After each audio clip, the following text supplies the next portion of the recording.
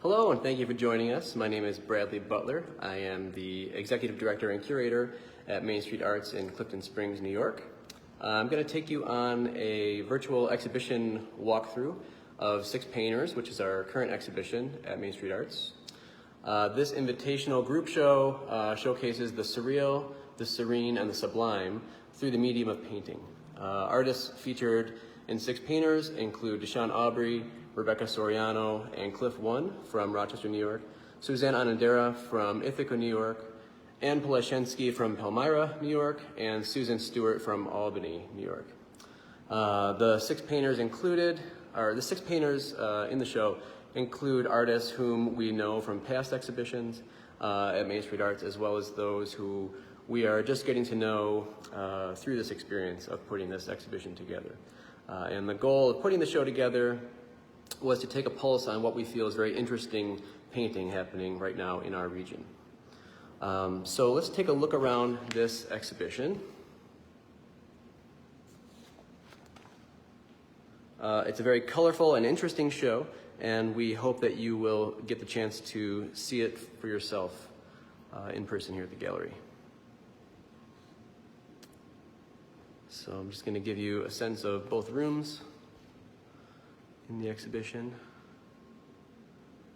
And while all of the work in the show represents quite a range of style and approach to painting and subject matter, we were thrilled with the way that the exhibition came together physically in the space here.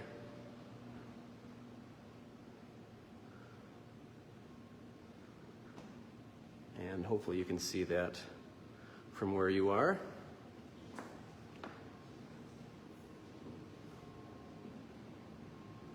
The second room here.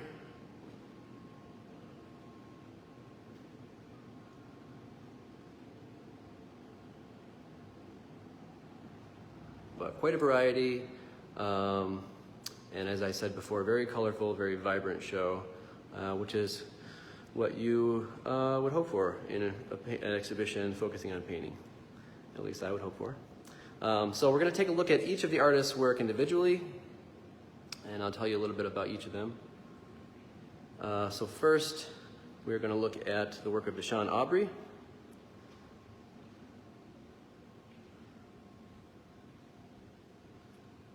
This painting here is called Playing Possum. It's acrylic, oil pigment stick, and graphite on jute. And DaShon Aubrey Hill was born, raised, and currently resides in Rochester, New York. Focusing primarily on abstraction, DaShon uses painting as an introspective tool. Contemplative thoughts manifest themselves into dancing lines, bodily forms, and divisive fields of color. And DaShon says of his work, "For a while I've wanted to explore looser compositions. The majority of my practice contains edge-to-edge painting. There was comfort here, knowing that all the canvas is crowded. With these works, I've allowed myself to step away from all-over gestural painting."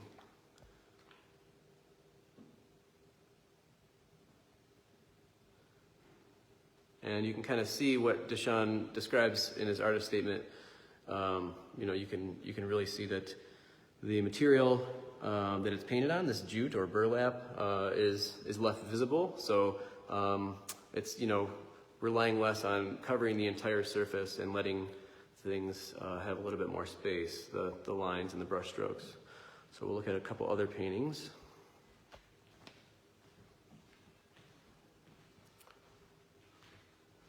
This one here especially illustrates what I was just talking about leaving the background visible, and this is called Vietnam. Letting these brush strokes and gestural lines kind of hang in space.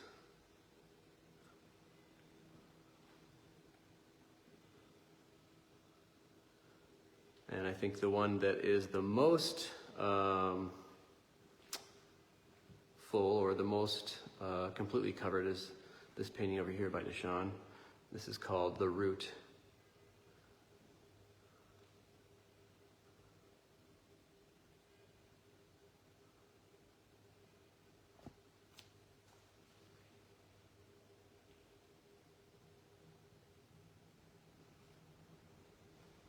And next, we're going to look at the work of Suzanne Onodera, right next door here.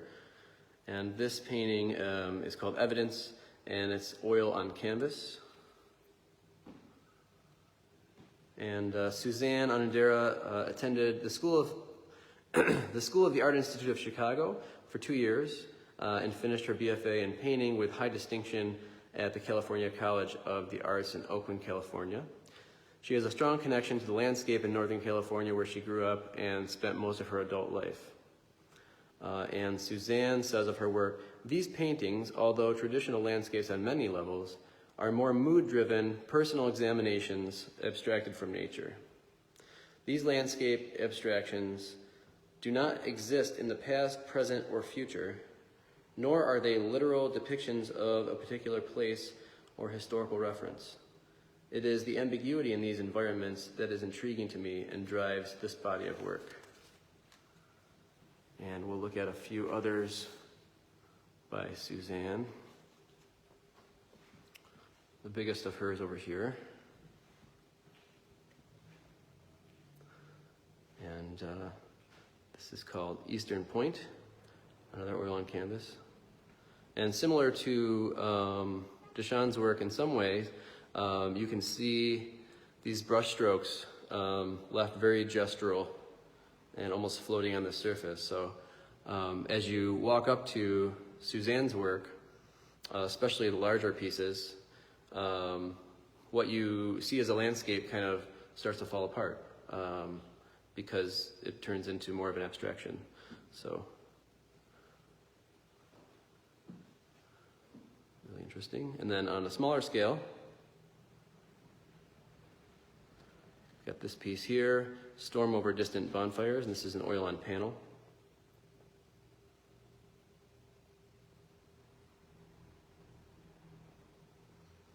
Nice suggestion of a landscape without being super descriptive of a specific landscape.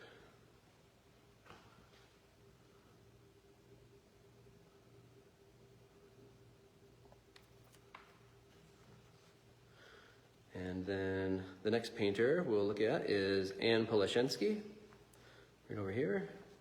And this piece is called Large Spotted Begonia, and it's gouache and collage on bamboo paper.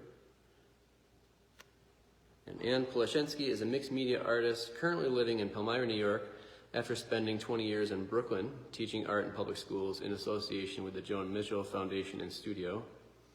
And Anne says of her work, "I create still life images of plants using both my own photographs as well as found images, and I collage them together in Photoshop to create the composition from which I work.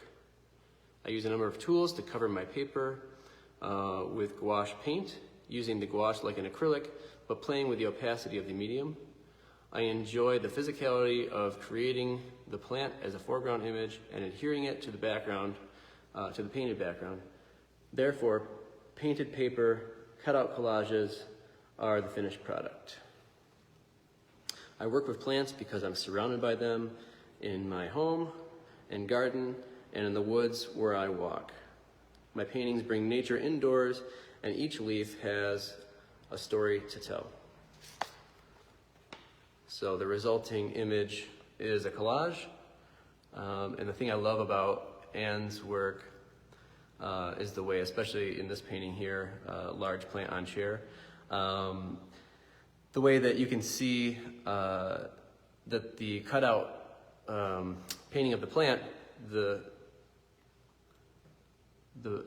leaves are cut over an overall larger pattern of light and dark green here. So you can imagine that the paper that she cut that from was much larger, and it kind of creates an interesting figure-ground relationship. And another one over here, Echinacea.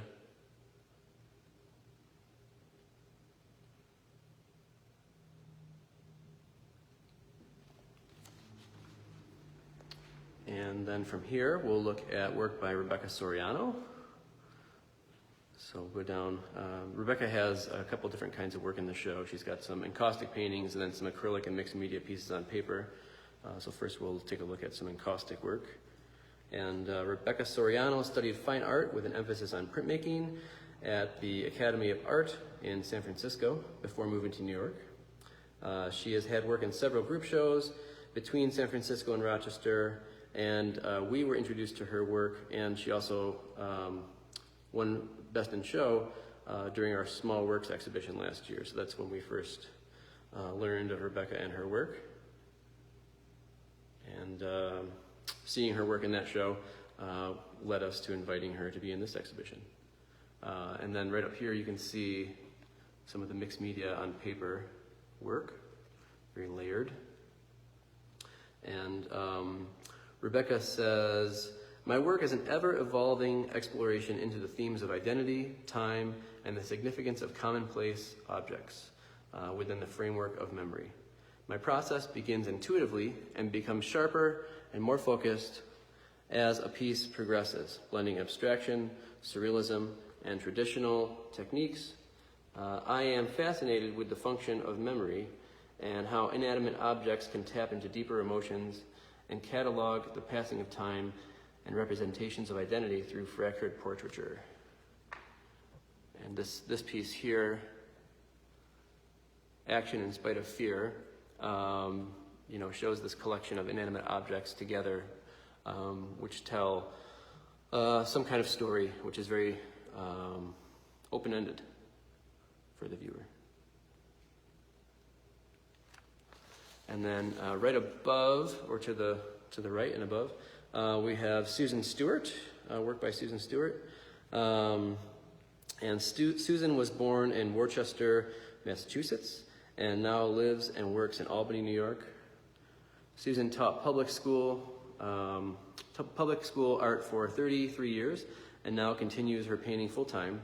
She has a master's in art from University of Albany and a BFA from Syracuse University, and she also studied at the Art Students League in New York City. So this series of paintings, there are 3 vertical diptychs in the show, all called Ellen's work. This is Ellen's work number 1. And they pair 2 different kinds of abstraction, one which is very rigid and based on construction sites, and then another one which is very gestural, but have the same color relationships and pair together well as a diptych. So we'll look at another one over here.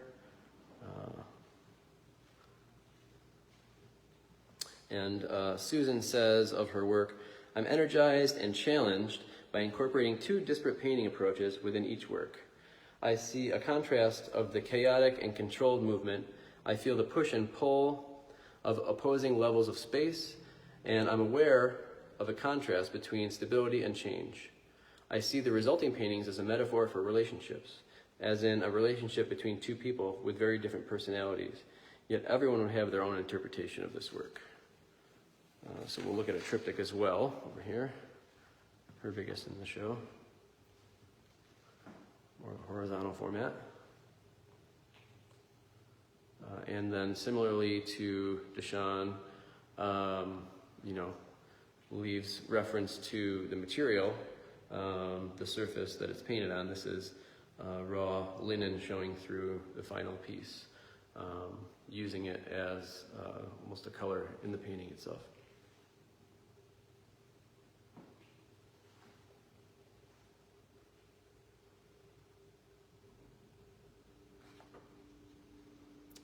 And the last painter we'll look at today is Cliff Wun. And Clifford Wun was born in Hong Kong and immigrated to the U.S. when he was 2 years old. He received a BFA in illustration from the Rhode Island School of Design and an MFA from the Maryland Institute College of Arts Hofburger School of Painting.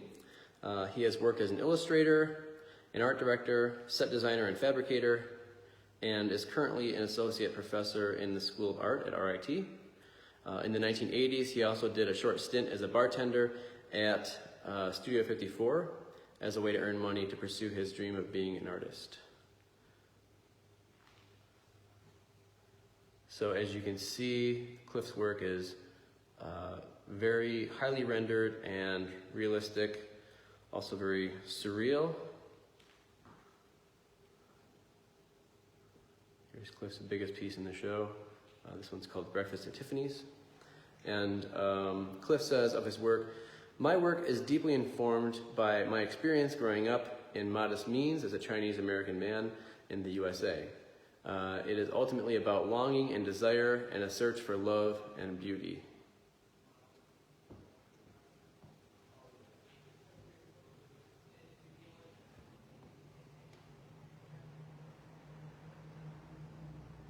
And we'll look at a couple more here.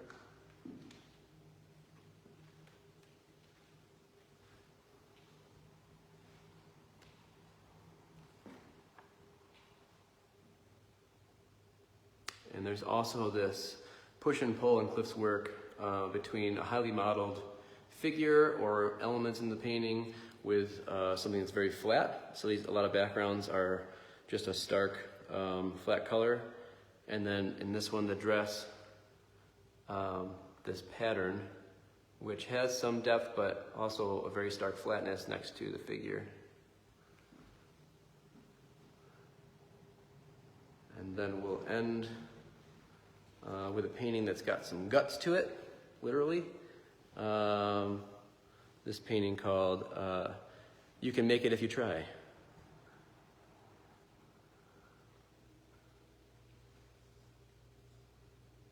With some very Disney-esque bluebirds helping out.